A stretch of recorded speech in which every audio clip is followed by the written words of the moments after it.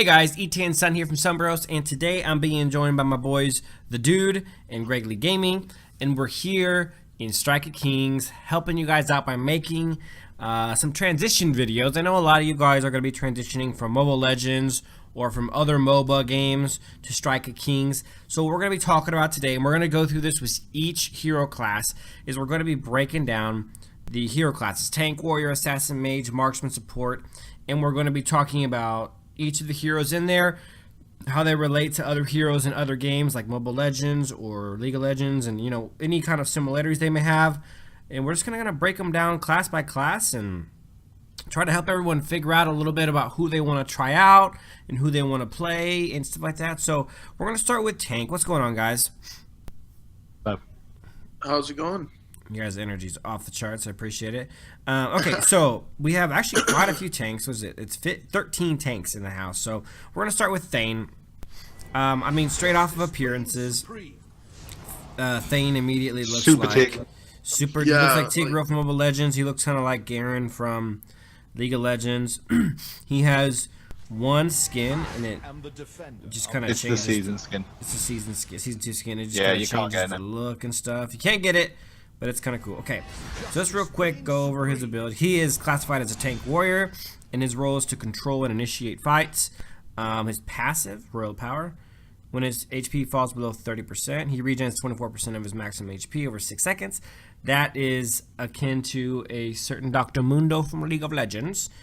Or Hilda, like part of Hilda, Or Hilda, like a better version of Hilda. No one likes Yeah, Hilda, I was thinking Hilda too. Valiant charges his first ability. He charges forward, knocking enemies back and dealing some damage. That's Tig's Valiant charge final hit will also knock enemies into the air. Yes, it's Yeah, but it's all in one, so you it don't is need to all. use It's it. really nice, actually. I've been hit by it. It's pretty brutal. Second ability, Avalon's Fury, strikes the ground, deals AoE damage, and knocks enemies into the air, slowing their movement speed by 90% for 2 seconds. Dang, his CC is absolutely ravaged. Think Tig's ult, but doesn't pull you in and stun. He'd rather just knock you. It's pretty bossy. Yeah, I was thinking Tig's secondary, like, you know, when after he like pushes people back. Yeah, the little knock-up. But it's an AoE. Yes, So it's all around. and it's Right. pretty bossy. And then Excalibur is his ultimate. Which is the real bullshit. Charges for a short time, then unleashes a powerful blow in a final cone. I've seen that. It's pretty insane. It does all this damage, true damage, mind you, and it also deals 15% of the target's lost HP as physical damage. He can't be interrupted while he's charging it up. It's pretty nasty damage, guys. At level 3, it does 1,000 true damage plus you know, whatever he gets extra from attack power. So that's our first tank in the game. Next, we're going to go to Crest, who comes out. He's got two forms. Crest has his big bad boy form, which is the one you see now, and his standard form is the little guy, little hammerhead shark. I like to call him a Murloc. If you guys ever played World of Warcraft, you guys know what I'm talking about. I don't know. All right, He's clearly a hammerhead shark, but you know. Yeah, but he's got the body of a Murloc. Then he's got the cool skin, the firefighter skin. And then, let's go ahead and talk about his abilities. Passive, Tidal Rage. Crest, every time he hits, he gets Rage. And when he's in Metamorphosis, that helps him get to his ultimate, which is Metamorphosis once he gets to 100. When morphed, Crest shakes the earth each time he uses an ability, reducing movement speed of all enemies in the area by 50% for 2 seconds, and significantly increases attack damage. He gets pretty nasty in his ult form, for sure. I'm thinking Minnow right now. Yes, he's super Minnow. But he all puts his Minnow. abilities He do makes that. Minnow look like a bitch. Yeah, Typhoon is actually similar to Minnow's ability, except for he does it in a 360-degree circle. So he swings his little spear around in a circle. It actually does a pretty nasty amount of damage. Then we have Aquatic Shield, which Aquatic Shield, from what I've been playing some Crest, Aquatic Shield is OP as crap. Oh yeah, it's a knockback as well, the spin is. Aquatic Shield, you essentially jump to a target area, and you get a huge shield on you, and so does the enemies around you. And then, they all do something different under Metamorphosis. When the Typhoon, the first ability, he summons a geyser that deals a bunch of damage. Second ability, the second ability, he jumps to the target location and summons a whirlpool that deals damage instead of just jumping and doing a shield. And then his ultimate takes him into Metamorphosis, which does... so when he goes into Metamorphosis, he actually launches a wave out, kind of like Nami's wave, her ultimate from League of Legends. and he gets a lot of attack speed or movement speed and a shield. He gets a shield, and then he gets movement speed in his wave when he's walking in his wave. Every time I feel like I play against Crest, I never actually played him, but I noticed that even when he's in his metamorphosis stage, he pretty much becomes like invincible. Don't fight him. He's stupid. He's really invincible. Next, we have one of the most phenomenal looking heroes I've ever seen in any game.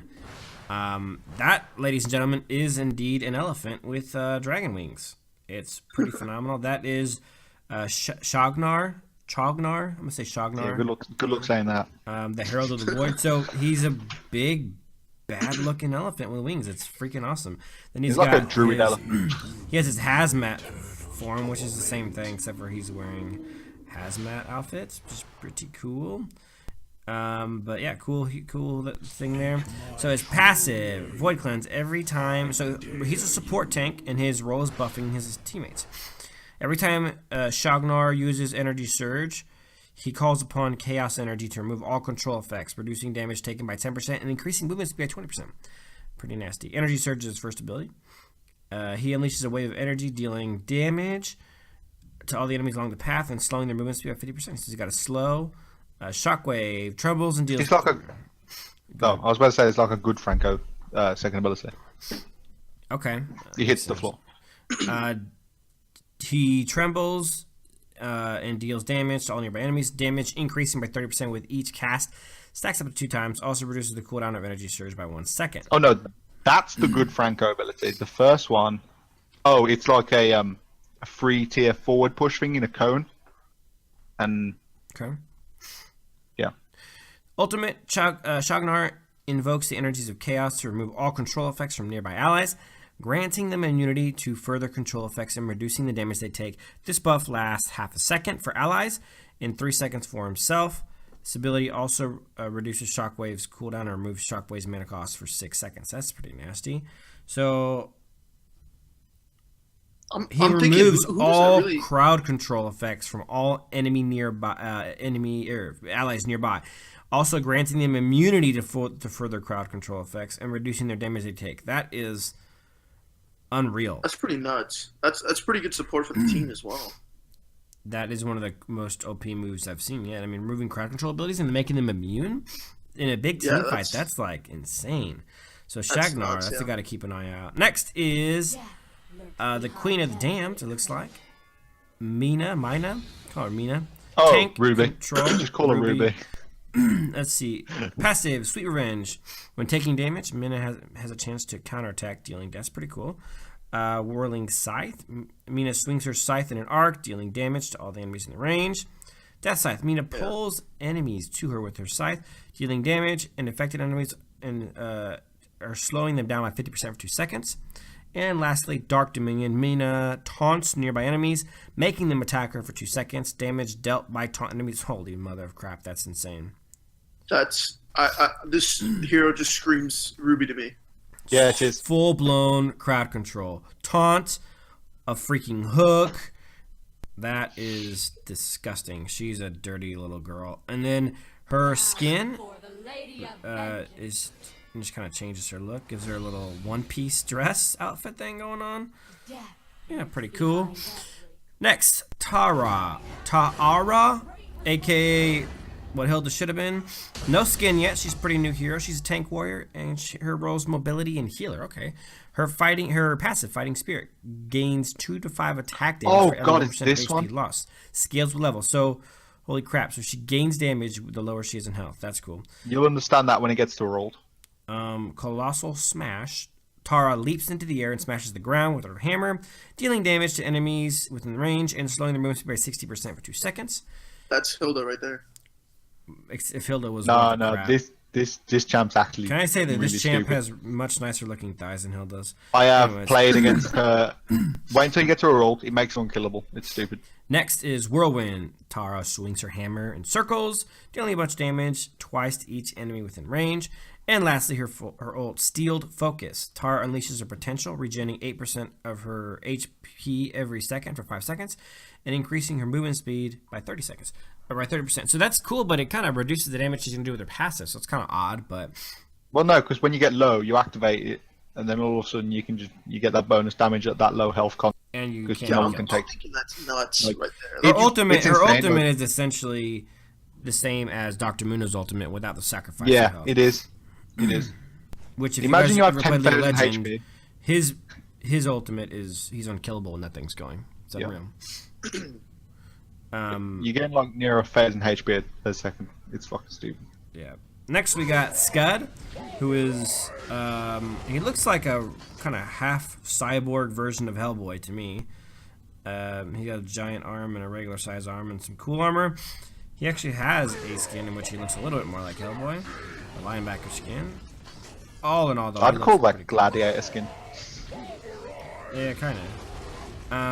It's kind of a weird name. His class is warrior tank, and so he's more of a warrior than a tank. And his role is mobility control, anabolic rage. Every 10 seconds, Scud's next normal attack deals an additional 20% damage, restores 80 plus damage, and 4% of his max HP. Okay, so that's plus okay, HP. So 80 HP plus 4% of his max HP and 30% of his 3% of his lost mana. That's pretty nutty. Each normal attack also reduces the cooldown of this ability by 1 second. So every 10 seconds, but every attack. So that's, man, if you build him like attack speed and health, you might be pretty psychotic with that. That passive is powerful.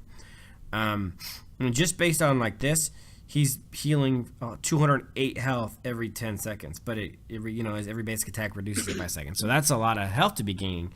Then we got Furious Charge. Scud charges in the target direction, dealing a bunch of damage to enemies in his path, knocking them all into the air for half a second, and then Scud stops charging when he runs into an enemy hero. He also gains 60 armor for 3 seconds. That's pretty nasty. So that's kind of like a Tig's passive. Kinda, except for there's a knockup and a charge. Well, yeah, I mean, yeah, I'm just talking about the Scud for the 60 armor for 3 seconds. I know, he's got Tig's passive on a giant ability. Yeah, it's nuts. Second is... And the cooldown for that's pretty crazy. What is it? It's like 9 seconds. Yeah. And it goes down to 6 seconds at max level. First of all, you guys see this is awesome. You can see what the damage, cooldown, and all the stats are for each level. You'll rank it up. It's pretty cool. Power Glove. Scud infuses boiling blood into his glove, increasing attack speed by 20%, movement speed by 10% for 5 seconds. The next normal attack deals additional damage to enemies and reduces their movement speed. That's pretty nasty. At a max level, it'll do 420 extra damage. It's not built in endless battle. Kind of cool. Wild Beast Fury. Scud charges for a brief period, then spins and hits all nearby enemies with his fist, dealing a bunch of damage. Also deals additional physical damage equal to 15% of the enemy's current HP, and resets the cooldown on Furious Charge. So that'd be something you'd want to do. You'd probably want to lead in with that ability since it does current HP damage. Oh, no, it's like it's a spin. So it's like a really short range spin that knocks back. Okay, interesting. After a slow charge. So what you do is you use your first ability to dash in, knock them up, and then get yourself behind them, and slap them backwards. Oh, so you just got high crowd control. That's cool. All right, next is Toro, aka a much better looking Minotaur.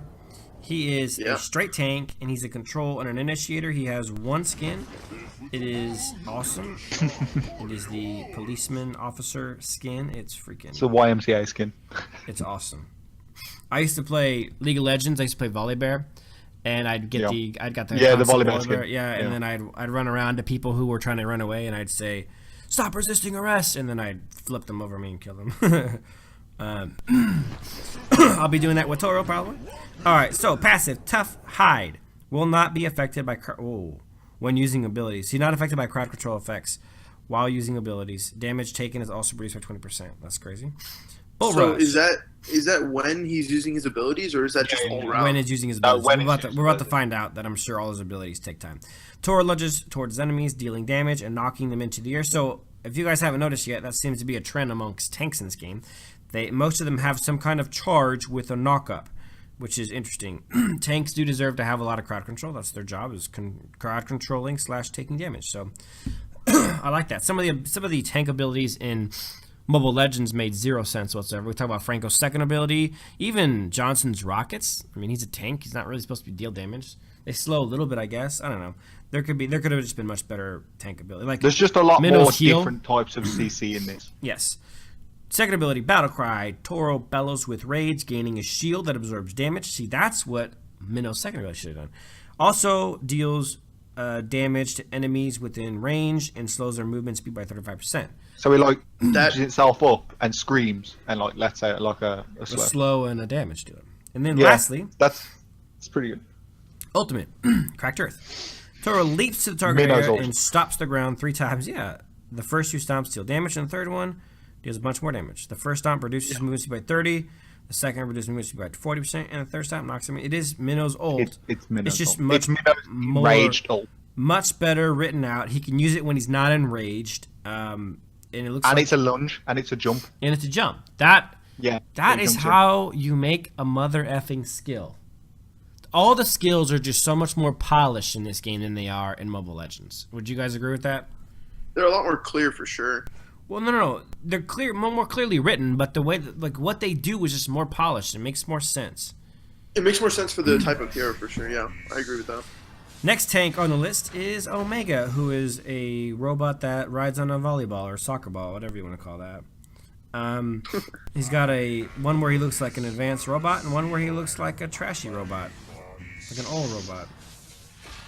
Yeah, it's based Real Steel. It's based off I'm guessing the film Real Steel.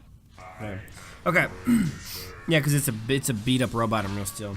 Okay, so he's a tank and a controller. He's full blown 1/1. He does not have 2 things there.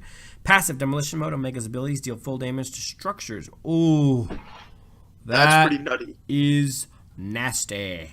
It's alright. it's not like broke or anything. I don't know. I'll find out. I'll find out for ourselves, won't we? Okay, so first ability, Guardian mode. When activated, Omega gains a damage absorption shield and increases movement speed by 25% for 5 seconds. The next normal attack deals extra damage, knocking targets into the air briefly. That seems pretty cool. There's a knocking targets into the air. It is. Yeah, exactly. Yeah. It's different though. It's different. So you run up and hit the floor. He gets a shield. He gets movement speed. He does damage and he knocks somebody up. God, that's a 4-part ability. Second ability, Crash mode. Omega charges forward, dealing a bunch of damage and stunning them. That's impressive damage too. 530 plus whatever he has in physical damage, which is 249 to start off. That's pretty nutty. You gotta remember, more people have more HP in this than Mobile Legends. Exterminate. Omega is ultimate. Omega continuously strikes at nearby enemies, dealing damage on each hit. Alright, I heard they have to see that. That's what you'd use on towers. Okay, so it just melts towers. He literally just starts spinning. He garans. He spins to win. Okay. Excited to see that. Next we have Marlin, who is the limited event gift hero, which I don't think you can get anymore. Pretty cool looking still. We'll go over him. He has one skin in which he looks all blue and awesome. He looks like a worm dragon. They're like a frost dragon from he actually looks like the Lich King from WoW. It is called the Dreadwing Worm. So. Yeah, Dreadwing. So, okay, so he's a warrior tank and a finisher, and just by watching him do what he does, I assume he's gonna have some kind of life-stealing ability. But Plunder, Malak has a longer attack range than other melee units. When his weapon is enchanted, his normal attacks deal true damage instead of physical damage, and restore 2% of his loss. Holy mother of crap, that is. It sounds like Aldatrox. It does, but that's true damage and lifesteal on every attack. How do you know if his weapon is enchanted? I guess we'll find out. Cleave. Malak swings his blade and deals a bunch of damage. If he hits hero, his weapon becomes enchanted. There you go. When his weapon is enchanted, Cleave will deal true damage and recover 6% of his own. What the crap, man? That's insane. That is balls. But how long is he enchanted for? The next We're gonna attack, find that out. Okay, Malak snatches the soul of surrounding enemies, dealing a small amount of physical damage and reducing their movement speed by 30% for 3 seconds, which is a very long slow. He gains a shield for snatching souls, absorbing. Holy crap! Level 1 is well over 1,000 damage. It's actually almost 1,100. Jeez. Taken Absorbing. with 5 snatch souls. That's nutty. Absorbing damage. It's a shield. Yeah, I know. So that's what I'm saying. It's a large shield, though. Okay, and his ultimate, I'm assuming this is going to make his blade Well, no, his first ability makes it enchanted. It just doesn't say like how long. Oh, if he hits a hero with his cleave, it becomes enchanted. His second kind of reminds me of Vexana. Vexana? Yeah, maybe. You'd have to see it though. Yeah. Except for sucking them in, it's more stunning them for 3 seconds. Like you said, that was a pretty long stun too. Well, it's slow, not a stun. 30% slow. Never mind. Malak unleashes a massacre from above at the specified target location. That is like Aatrox's ult. Yeah. He knocks nearby enemies when he lands and deals, I don't know what direction, if it's up or if it's just back. Back, I don't know. Deals a bunch of damage, also reducing movement speed of any enemy that tries to enter or exit the zone. This kind of seems like he put the zone kind of like Thresh's ult. Oh, I'd have thought it'd be like, I don't know, it's weird. Like, it sounds like Thresh's ult mixed with like Aatrox's old first ability where he like jumps up. Yeah, exactly. That's what I'm saying. I can't really... Actually, Malak is somebody I'm interested in seeing in game. That is, I have never seen him. He's limited event. Must be a really rare hero. So okay, then we have Gildor, who I have played once. Gildor's a tank mage, got control mobility. I love the idea of a tank mage, by the way. I think it's really cool. His role is control mobility. He has one skin in which he looks like a biker, and I think it's dope. Although I wish he made a bike instead of a throne, but beggars can't be choosers. Alright, so let's check out his passive. Midas Touch. Every 4th normal attack knocks back targets and deals extra magic damage. Additionally, Gildor gains a shield for a short period of time when he uses any of his abilities. That is awesome. Siege. Gildor charges forward, dealing damage to enemies in his path. That's kind of just a straight charge. No knock-up, no CC. Extravagant. Gildor launches molten gold that explodes upon contact. That actually does a surprising lot of damage. Yeah, it's really long range as well, but it doesn't pierce, which is its big problem. Like, if it should be like first champion hit. No, I thought it did pierce. Really good. Okay, and then... So that's not a target, is it? That's more crowd control. Yeah, it's still stun. It's good. Yeah, it's a nice stun, too. It's a nice one. It's his ult that makes him... Ultimate Indulgence. Gildor summons golden shards that stun and deal a bunch of damage to every enemy hit. He's also immune when he's doing his ult to damage. It's like loads of mini stuns. It's not like a proper stun. It's still like a good mini ultimate. stuns. Yeah, for sure. And then next we are looking at Lumber, who you just played. Who's a kind of a rock guy with a tree on him, and then he's got one where he just kind of looks like molten rock. Pretty awesome. Okay, he's a tank support. He has control and buff abilities. His passive is Protect. When there are friendly heroes within 500 units of Lumber, both Lumber and the hero with the lowest HP gain 80 armor and magic defense. It's a nice buff, sizable buff. That's like a whole defensive item. Shattered Earth. Lumber smashes the ground and shatters stones, dealing damage to enemies in a frontal cone. Heroes hit by the stones are weakened, reduce their attack damage and ability power 15%. That's a debuff to the enemy as well as damage. And that scales as levels as well. Rampage, second ability. Lumber charges in the target direction, dealing a bunch of damage to enemies along his way, knocking them all into the air for 1 second. Affected enemies are slowed by 50% for 1 second after they land. Friendly heroes on the path will receive a shield that absorbs a pretty good amount of damage, and they gain 15% movement speed. That is a really powerful ability. It does a lot of cool things. Slow, stun, damage, buff. Nutty. In his ultimate, Earth Splitter, after a short charging period, he tears the ground apart with great strength and knocks enemies on the path into the air, dealing a bunch of damage. The earth stays torn for 5 seconds, and enemies will suffer 60% movement speed reduction as well as taking damage while they're standing it per second. I'm thinking that this hero in general could be stopped really easily by that elephant guy's ult. I think because he does a lot of enemy control, and I think that's just crowd control in general. And I think that could be stopped really easily. Yep, I mean, that dude stops everyone, that's why. Yeah, I mean, he's... He would remove CC. Yeah. But doesn't... Yeah. Yeah, I mean, any tank with high crowd control, he's going to be a nice counter, too. He's a nice counter pick, for sure.